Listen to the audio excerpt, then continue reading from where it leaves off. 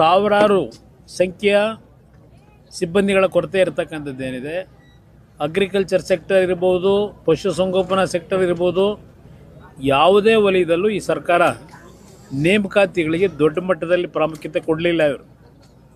ಇವರು ಬರೀ ಗ್ಯಾರಂಟಿಯ ಹೆಸರಿನಲ್ಲೇ 2.5 ವರ್ಷ ಕಳೆದದ್ದು ಒಂದು ಭಾಗ.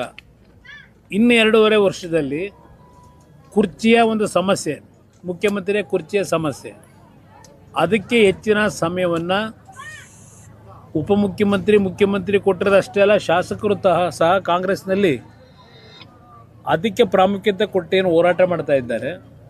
ಇವತ್ತು ಯುವಕರ ಬಗ್ಗೆ ಕಿಂಚಿತ್ತು ಚಿಂತನೆ ಇಲ್ಲದೆ ನೀವು ಗಮನಿಸ್ತಾ ಇದ್ದೀರಿ. ಇವತ್ತು ಯಾವುದೋ ಟಿ ವಿಲಿ ತೋರಿಸ್ತಾ ಇದ್ರಿ, ಉತ್ತರ ಕರ್ನಾಟಕದಲ್ಲಿ ನಮ್ಮ ಯುವಕರಿಗೆ ಸ್ಪರ್ಧಾತ್ಮಕ ಪರೀಕ್ಷೆಗಳಲ್ಲಿ, ಅಂದರೆ IAS, KSಗೆ ಪರೀಕ್ಷೆಗಳಲ್ಲಿ ಪ್ರವೇಶ ಪಡೀಲಿಕ್ಕೆ ಏನೋ ಒಂದು ದೊಡ್ಡ ಮಟ್ಟದ ಬಿಲ್ಡಿಂಗ್ ಕಟ್ಟಿಸಿದ್ದಾರೆ. ಅದು ಎಷ್ಟು ಲಕ್ಷ ಕಟ್ ಮಾಡಿದ್ದಾರೆ, ಕೋಟಿ. ಇವತ್ತು ಅವರಿಗೆ ವೇತನ ಇಲ್ಲ, ವಿದ್ಯಾರ್ಥಿ ವೇತನ ಇಲ್ಲ. ಪ್ರಾಮಿಸ್ ಮಾಡಿ ಆ ವಿದ್ಯಾರ್ಥಿಗಳಲ್ಲಿ ಕಲೀಲಿಕ್ಕೆ ಬಂದರೆ ಅವ್ರನ್ನ ಬೀದಿಗೆ ತಂದು ನಿಲ್ಲಿಸಿದ್ದೀನಿ. ಇದು ಈ ಸರ್ಕಾರ ಕೊಟ್ಟಿರ್ತಕ್ಕಂಥ ಕೊಡುಗೆ. ಹೇಳ್ತಾ ಹೋದರೆ ಹಲವಾರು ವಿಷಯಗಳನ್ನು ಹೇಳ್ಬೋದಿಲ್ಲ. ಅದರಿಂದ ಈ ಸರ್ಕಾರ ಇವತ್ತು ಜನವಿರೋಧಿ ಸರ್ಕಾರ ಅನ್ನೋದನ್ನು ಈಗಾಗಲೇ ಮನೆ ಮನೆ ಮಾತಾಗಿದೆ. ಯಾರ ಬಗ್ಗೆ ಭಯಭಕ್ತಿ ಇಲ್ಲ. ಇವತ್ತು ಹಲವಾರು ಇಲಾಖೆಗಳಲ್ಲಿ ಹಲವಾರು ರೀತಿಯ ಅಕ್ರಮಗಳಾದರೂ ಅವ್ರು ಹೇಳ್ತಕ್ಕಂಥದ್ದು ಒಂದೇ ದಾಖಲಾತಿ. ಇವರು BJP ಮೇಲೆ 40% ಹೇಳಿದ್ರಲ್ಲ, ಏನೋ CM ಅಂತೇಳಿ ಎಲ್ಲ ಕಡೆ ಒಂದು ಇದನ್ನು ಅಣಿಸಿದಾರಲ್ಲ, ಪೋಸ್ಟನ್ನ. ಯಾವ ದಾಖಲಾತಿ 2.5 ವರ್ಷದಲ್ಲಿ ಇಟ್ಟರು ಸರ್ಕಾರ ಬಂದ ಮೇಲೂ? ಯಾರ ಮೇಲೆ ನೀವು ಆಕ್ಷನ್ ತಗೊಂಡ್ರಿ ಇಲ್ಲಿವರೆಗೆ? ಆ ಒಂದು 40% ಹೆಸರು ಹೇಳ್ಕೊಂಡೆ 136 ಸೀಟ್ ಗೆದ್ಕೊಂಬಂದ್ರಿ. ಈ ನಿಮ್ಮ ಬಗ್ಗೆ ವಿರೋಧ ಪಕ್ಷಗಳು ಮಾತಾಡೋದಿರಲಿ, ಇವತ್ತು ನಿರಂತರವಾಗಿ ನಡೀತಾ ಇದೆಯಲ್ಲ, ಯಾರು ಗುತ್ತಿಗೆದಾರರ ಸಂಘದ ಅಧ್ಯಕ್ಷ ಯಾರು ಮಾತಾಡ್ತಾವ್ರಲ್ಲ, ಅವ್ರು ಹೇಳ್ತಾರೆ ಸರ್ಕಾರ ಕ್ರಮ ತಗೊಳ್ಳೋದಾದರೆ ಶಾಸಕರಾದಿಯಾಗಿ ಯಾರು ಎಷ್ಟು ಪರ್ಸೆಂಟೇಜ್ ತಗೋತಾವ್ರೆ ಅದೆಲ್ಲ ಬೇಕಾದ್ರೆ ನಿಮ್ಮ ಮುಂದೆ ಇಡ್ತೀವಿ ಅಂತಾರೆ. ಇವತ್ತು ಸಿದ್ದರಾಮಯ್ಯನವರಿಗೆ ಆಡಳಿತದಲ್ಲಿ ಏನಾದರೂ ಪ್ರಾಮಾಣಿಕತೆಯನ್ನು ಉಳಿಸ್ಕೋಬೇಕು ಅನ್ನೋದಿದ್ರೆ, ದೇವರಾಜ ಅರಸು ಅವರು ಆಳದಂಥ ಅವಧಿನ ಮೀರಿಸಿ ಹೋಗ್ಬಿಟ್ರು, ದಾಖಲೆ ನಿರ್ಮಾಣ ಅಂತ ಏನು ಹೇಳ್ತಾರೆ, ಅದು ದಾಖಲೆ ಅಲ್ಲ. ದಾಖಲೆ ಅಧಿಕಾರದಲ್ಲಿದ್ದಾಗ ಏನು ಮಾಡಿದ್ದೀರಿ, ಯಾವ ಜನರ ಸಮಸ್ಯೆಗಳಿಗೆ ಪರಿಹಾರ ಕೊಟ್ಟಿದ್ದೀರಿ, ಅದು ದಾಖಲೆಯಲ್ಲಿ ಉಳಿತಕ್ಕಂಥದ್ದು. ಎಷ್ಟು ದಿವಸ ಇದ್ದೆ ಅಂತಕ್ಕಂಥದ್ದು ಉಳಿಯೋದಿಲ್ಲ ಅನ್ನೋದನ್ನಾದರೂ ಅರ್ಥ ಮಾಡ್ಕೋಬೇಕು ಅವರು.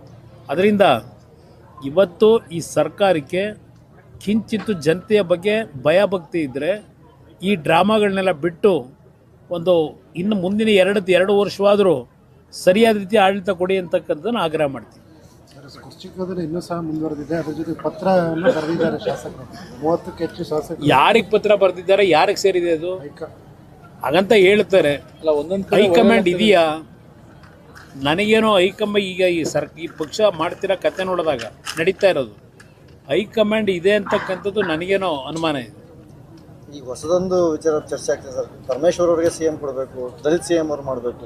ಅಲ್ಲಿ ಕುರ್ಚಿ ಉಳಿಸ್ಕೊಳ್ಳಿಕ್ಕೆ ಒಂದೊಂದು ಹೆಸರನ್ನ ಮುಂದೆ ಬಿಡ್ತಾ ಇದ್ದಾರೆ. ಕುರ್ಚಿ ಉಳಿಸ್ಕೊಳ್ತಕ್ಕಂಥ ನಿಟ್ಟಿನಲ್ಲಿ ಒಂದೊಂದು ಹೆಸರುಗಳು ಬರ್ತಾ ಇದೆ.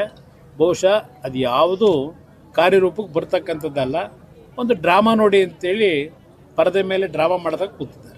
ಸರ್, DK ಶಿವಕುಮಾರ್ ಅವರು ಗ್ಯಾರಂಟಿನ ಬರ್ಡನ್ ಅಂತಾರೆ ಸರ್. ಸಿದ್ದರಾಮಯ್ಯ ಅದಕ್ಕೆ ಹೇಳಿದೆ, ಅವ್ರು ಎಲ್ಲರಿಗೂ ಗೊತ್ತು. ದೇಶಪಾಂಡೆ ಅವ್ರು ಏನು ಹೇಳಿದ್ರು, ರಾಯರೆಡ್ಡಿ ಮೊದಲೇನು ಹೇಳಿದರು, ಎಲ್ಲರೂ ಅದನ್ನೇ ಹೇಳಿದ್ದಾನೆ. ಈಗ ಅವರಿಗೆ ಜ್ಞಾನೋದಯ ಆಗಿದೆಯಾ ಬರ್ಡನ್ ಸರ್ಕಾರಕ್ಕೆ ಅಂತೇಳಿ? ಅದೇ ದುಡ್ಡನ್ನು ಕ್ಯಾಪಿಟಲ್ ಇನ್ವೆಸ್ಟ್ಮೆಂಟ್ಗೆ ಹಾಕಿದರೆ ಎಷ್ಟು ಸ್ಕೂಲ್ಗಳು, ಎಷ್ಟು ಆಸ್ಪತ್ರೆಗಳಲ್ಲಿ ಸಮಸ್ಯೆಗಳಿದೆ, ಎಷ್ಟು ಕೆಲಸ ಆಗೋದು. ಈಗ ಆಸ್ಪತ್ರೆಗಳಲ್ಲೂ ಸಹ ಔಷಧಿ ಇಲ್ಲ. ನಿಮಗೆ ಔಷಧಿ ಇದ್ರೂ ಡೇಟ್ ಎಕ್ಸ್ಪೈರ್ ಆಗಿರೋ ಔಷಧಿ ಕೊಡ್ತಾ ಇದ್ದೀರಿ. ಇದು ನಡೀತಾ ಇರೋದು ಇಲ್ಲಿ ಈ ರಾಜ್ಯದಲ್ಲಿ. ಜನಗಳ ಜೊತೆ ಅವ್ರ ಬದುಕಿದ ಭಕ್ತಿ ಇಲ್ಲ ಇವರಿಗೆ. BJP MLA ಕೆಲವೊಂದು ಆಡಿಯೋಗಳು ತುಂಬಾ ಓಡಾಡ್ತಿದ್ದಾವೆ. ಅದು ನನಗೆ ಅಷ್ಟು ಗೊತ್ತಿಲ್ಲ, ಅವ್ರ ಪರಿಚಯನೂ ನನಗೆ ಅಷ್ಟೊಂದು ಆತ್ಮೀಯವಾಗಿ ಏನಿಲ್ಲ. BJP ಶಾಸಕರು ಏನು ಮೊನ್ನೆ ಒಂದು ಘಟನೆ ನಡೆದಿದೆ, ಷಡ್ಯಂತ್ರ ನಡೆದಿರ್ತಕ್ಕಂಥದ್ದು ನಿಜವೇ ಆಗಿದ್ದರೆ ಎಂತೆಂಥ ತನಿಖೆಗಳು ನಡೆಸಿದ್ರು. ಅವ್ರ SIT ಭಾಳ ಅತ್ಯಂತ ಅದ್ಭುತವಾಗಿ ಕೆಲಸ ಮಾಡ್ತಕ್ಕಂಥ SIT. ಆ SIT ಬಹುಮಾನಗಳು ಬೇರೆ ಕೊಡ್ತಾರೆ. ಸಮಾವೇಶದ ನಾಳೆ ದಿನ ಆ ರೀತಿಯ ಸಮಾವೇಶ ಬಿಜಾಪುರದಲ್ಲಿ 8ನೇ ತಾರೀಕು ಬೆಂಗಳೂರು ನಗರದಲ್ಲೂ ಸಹ ಈ ಒಂದು ಬೆಳ್ಳಿ ಹಬ್ಬದ ಆಚರಣೆಯ ಕಾರ್ಯಕ್ರಮ ಅಲ್ಲೂ ದೊಡ್ಡ ಮಟ್ಟದಲ್ಲಿ ನಡೀತಕ್ಕಂಥದ್ದಕ್ಕೆ ಈಗಾಗಲೇ ಸಿದ್ಧತೆ ನಡೀತದೆ. ಸರ್ ಎಲ್ಲೇ ಹೋದ್ರು ಕುಮಾರಸ್ವಾಮಿ ಅವರು ಮುಂದಿನ ಮುಖ್ಯಮಂತ್ರಿ ಅಂತ ಜನ ಹೇಳ್ತಾರೆ. ರಾಜ್ಯ ರಾಜಕೀಯಕ್ಕೆ ಅತಿ ಶೀಘ್ರದಲ್ಲಿ ಬರ್ತೀರಾ ಅಂತ ನಾನು ಈ ಒಂದು ಸಂದರ್ಭದಲ್ಲಿ ಈಗಾಗಲೇ ಹಲವಾರು ಬಾರಿ ಹೇಳಿದ್ದೀನಿ, ನಾನು ಮುಖ್ಯಮಂತ್ರಿ ಆಗ್ತಕ್ಕಂಥದ್ದು ಮುಖ್ಯ ಅಲ್ಲ, ನನ್ನ ಜನರ ಬದುಕನ್ನು ಸರಿಪಡಿಸಬೇಕು. ಈ ಕೆಟ್ಟ ರೀತಿಯ ಸರ್ಕಾರ ಏನು ನೋಡ್ತಾ ಇದ್ದೀವಿ, ಈ ಸರ್ಕಾರ ಹೋಗ್ಬೇಕು. ನನಗೆ ಮುಖ್ಯಮಂತ್ರಿ ಆಗೋದು ಆಮೇಲೆ ಯಾರಾಗಬೇಕು ಅನ್ನೋದು ನೋಡೋಣ. ನನಗೆ ಬೇಕಾಗಿರೋದು ಸರ್ಕಾರ ತೆಗಿಬೇಕು ಅನ್ನೋದಕ್ಕೋಸ್ಕರವಾಗಿ ನಾನು ನಮ್ಮ ಒಂದು ಮೈತ್ರಿಯ ಒಪ್ಪಂದ ಇರತಕ್ಕಂಥ ನಮ್ಮ ಸ್ನೇಹಿತರ ಜೊತೆಯಲ್ಲಿ ಮಿತ್ರರ ಜೊತೆಯಲ್ಲಿ ನಾನು ಹೋರಾಟ ಮಾಡಬೇಕು ಅಂತಕ್ಕಂಥದ್ದು ಇದೆ. ಜನಗಳಲ್ಲಿ ಅವ್ರು ಕೂಗಬಹುದು, ಎಲ್ಲರ ಬಗ್ಗೆನೂ ಅವ್ರು ಯಾರ್ಯಾರ ಮೇಲೆ ಅಭಿಮಾನ ಇಟ್ಕೊಂಡಿರ್ತಾರೆ ಕೂಗ್ತಾರೆ ಮುಂದಿನ ಮುಖ್ಯಮಂತ್ರಿ ಅಂತ ಹೇಳಿ. ಅದಕ್ಕೆ ನಾವೇನು ಹಿಗ್ಗಬೇಕಾಗಿಲ್ಲ. ನಮ್ಮ ಹಣೆಯಲ್ಲಿ ಏನು ಬರೆದಿರ್ತದೆ ನಮ್ಮ ಕೈಲಿಲ್ಲ. ಯಾವುದೋ ಒಂದು ಶಕ್ತಿ ನಮ್ಮನ್ನು ಆಡಿಸ್ತದೆ. ಅದರಿಂದ ನಮ್ಮ ಕರ್ತವ್ಯ ನಾವು ಮಾಡಬೇಕಷ್ಟೇ, ಫಲ ದೇವ್ರಿಗೆ ಬಿಡಬೇಕು. ಲೋಕಲ್ ಬಾಡಿ ಎಲೆಕ್ಷನ್ ನಲ್ಲಿ ಮೈತ್ರಿ ಸಂಬಂಧಪಟ್ಟಂಗೆ ಮತ್ತೆ ಮಾತುಕತೆ ಇಂಗಿತ ವ್ಯಕ್ತಪಡಿಸಿದ್ದಾರೆ. ಇಲ್ಲ, ಇನ್ನೂ ನಾವು ಯಾವುದೇ ಮಾತುಕತೆ ಮಾಡಿಲ್ಲ. ಆದರೆ ಮಾತುಕತೆ ಮಾಡ್ತಕ್ಕಂಥದ್ದಕ್ಕೆ ಈಗಾಗಲೇ ಎರಡೂ ಪಕ್ಷದಲ್ಲಿ ಒಂದು ವಾತಾವರಣ ತಿಳಿಗೊಡಿಸೋದಕ್ಕೇನು ನಾವೇನೇನು ರಬ್ಬೇನಾಗಿಲ್ಲ. ಎರಡೂ ಕಡೆ ಇದು ಒಂದು ಒಪ್ಪಂದ ಆಗಬೇಕು ಅಂತಕ್ಕಂಥದ್ದು ಇದೆ. ಯಾವ ಸಂದರ್ಭಕ್ಕೆ ನಾವು ಕೂತು ಚರ್ಚೆ ಮಾಡ್ಬೇಕು ಮಾಡ್ತೀವಿ.